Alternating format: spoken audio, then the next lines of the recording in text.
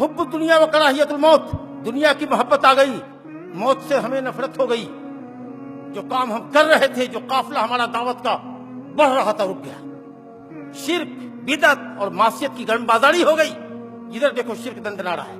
रब्बुल आलमीन ने सूरह नूर आयत नंबर 55 में कहा, वअदल्लाहु लज़ीना आमनू मिनकुम व अमिलुस सालिहाति ला यस्तही इला आखिरिल आया।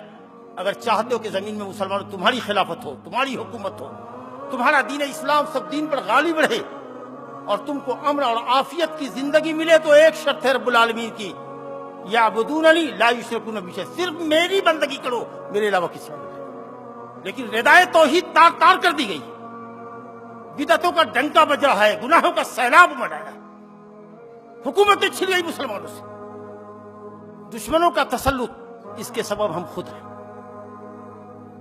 माशरे में गुनाह फैला हुआ है, इनकारे मुनकर नहीं है।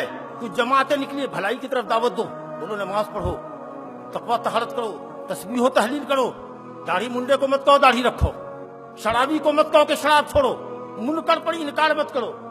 अम्र बिल मारूफ के साथ साथ नही अनिल मुनकर।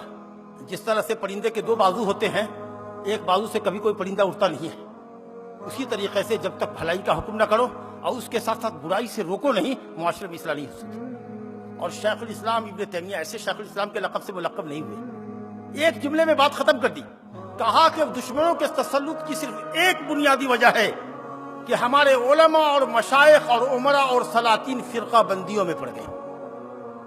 दो मुस्लिम कंट्री में भी इत्तेफाक और इत्तेहाद, नजरियाती जंग है। जितने मौलवी उतनी फिक्र, उतने मसलकी झगड़े। शेखुल इस्लाम कहते हैं कि उलमा और मशाइख का इख्तिलाफ और उमरा और सलातीन का इख्तिलाफ उम्मत मुस्लिम पर दुश्मन के तसल्लुत का सबब है।